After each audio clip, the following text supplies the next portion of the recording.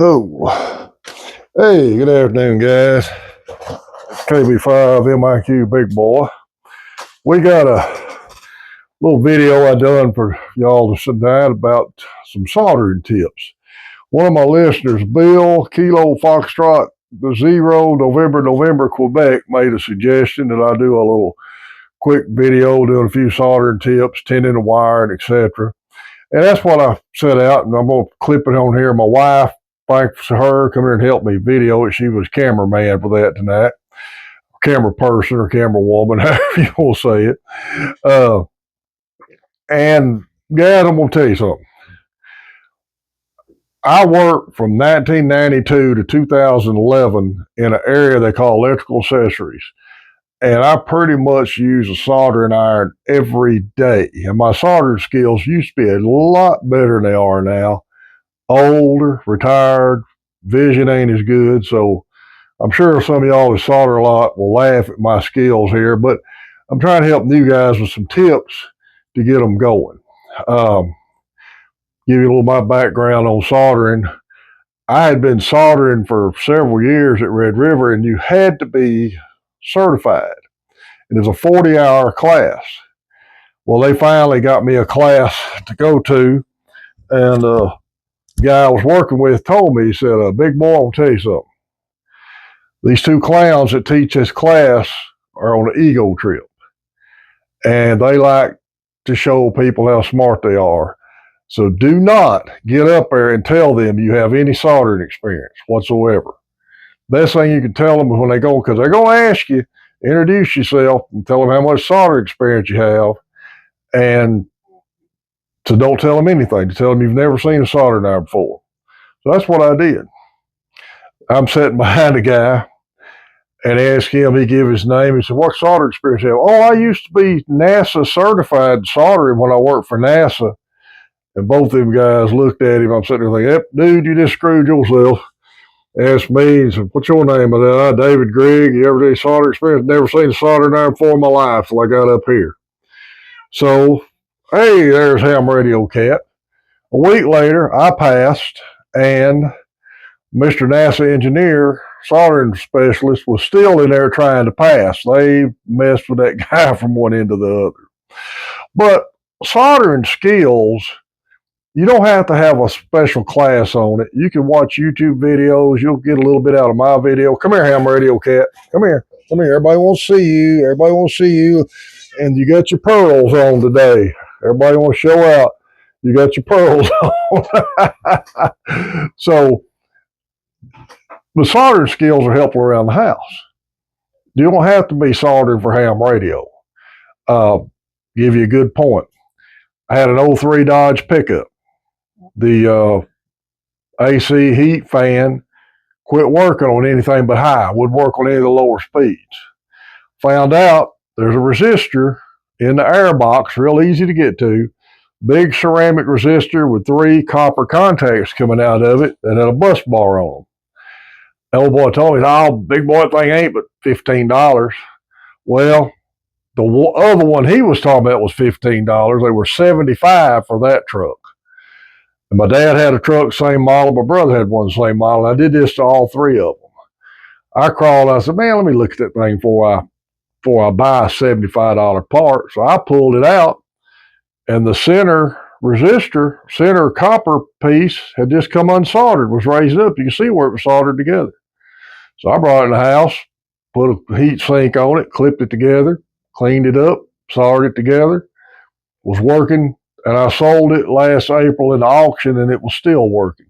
Did the same thing to my dad and my brother's truck. So soldering skills are good to have for anything around the house, working on trailer lights or anything. Now, soldering irons can be cheap and they can be expensive.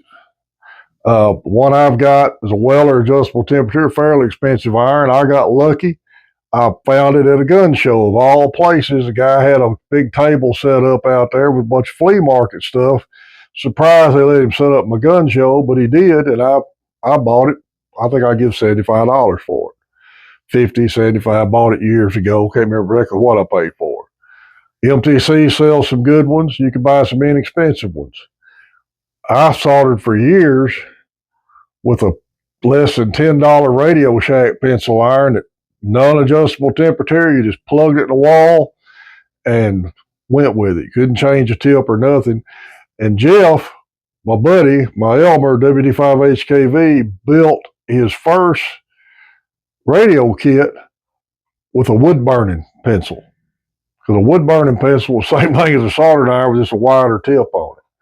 So you don't have to spend a lot of money on it.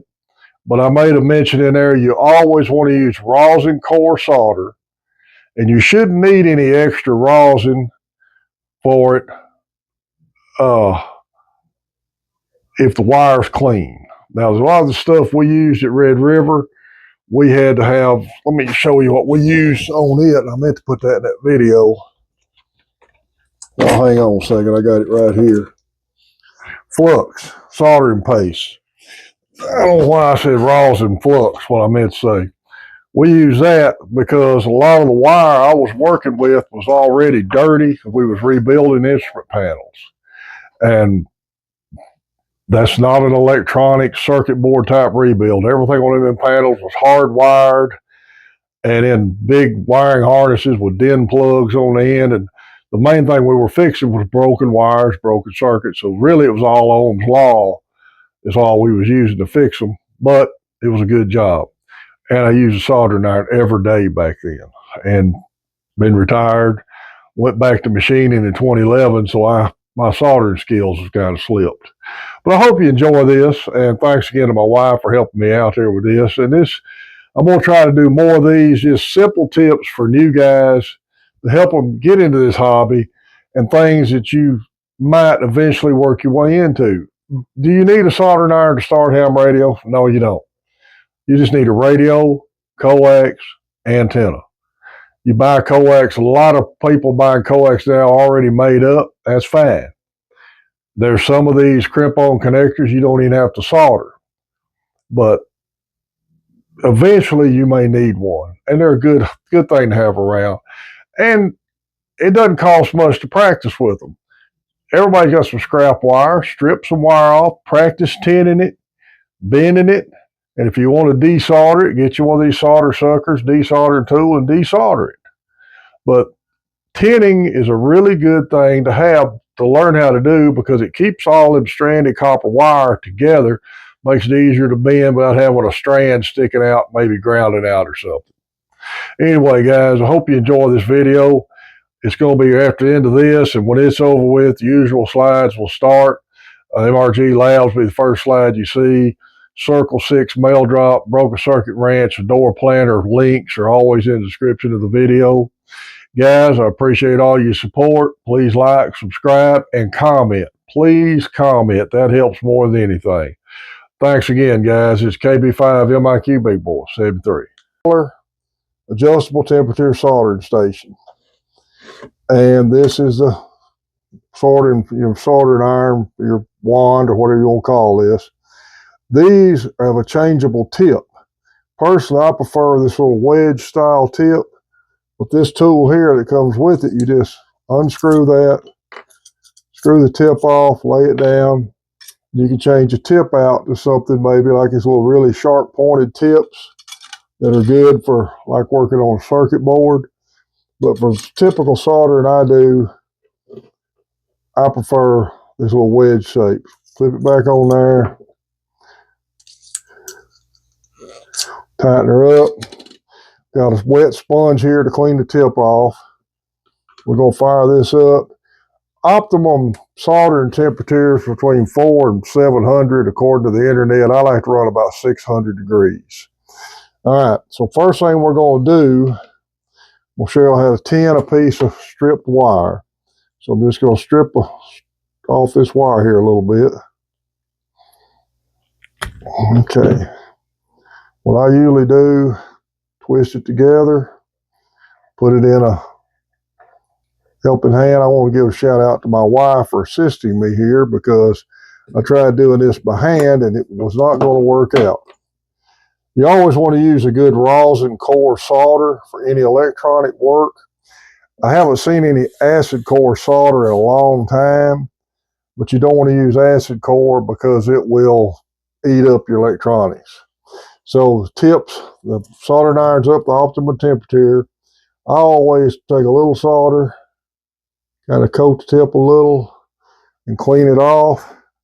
What you want to do is right here, you're going to pull, get your wire hot, and you're going to start pulling the solder over through the wire. And it's going to take a minute for it to get hot.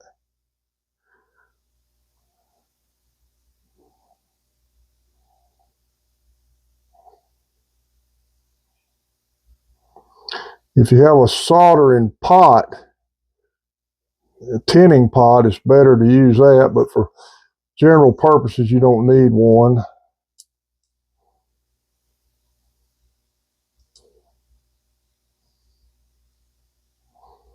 Keep your tip in contact with your wire for heat transfer, and you can see the wire, the solder's melting through the wire now. And what you've got there, once you've got it tinned like that, it's real easy to take and bend a J-hook or whatever you need to put it on something. Well, while we got that there, I want to show you about desoldering. This is a solder removal tool, and what we call them at Red River was solder suckers. You cock it like this. This is your release button. Same as before, you want to heat your wire back up with the solder on it. It's good to remove a part or something like that.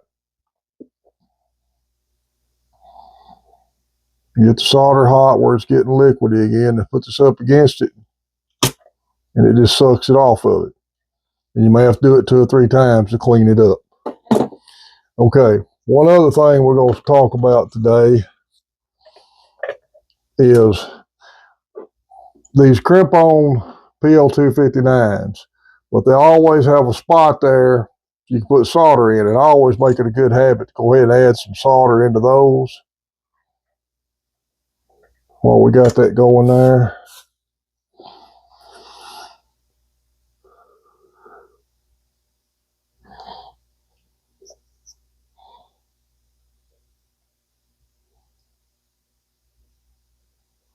I should have put my magnifiers on. I can see that already. Don't want to get this hot. It's going to take a few minutes, for just a couple minutes for this to get hot.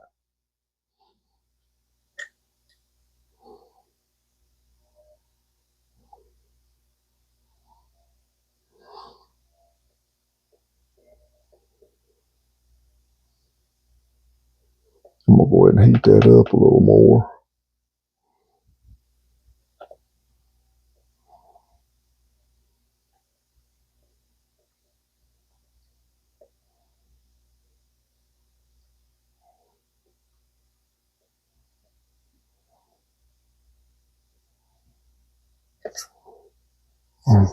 My hands are getting tired.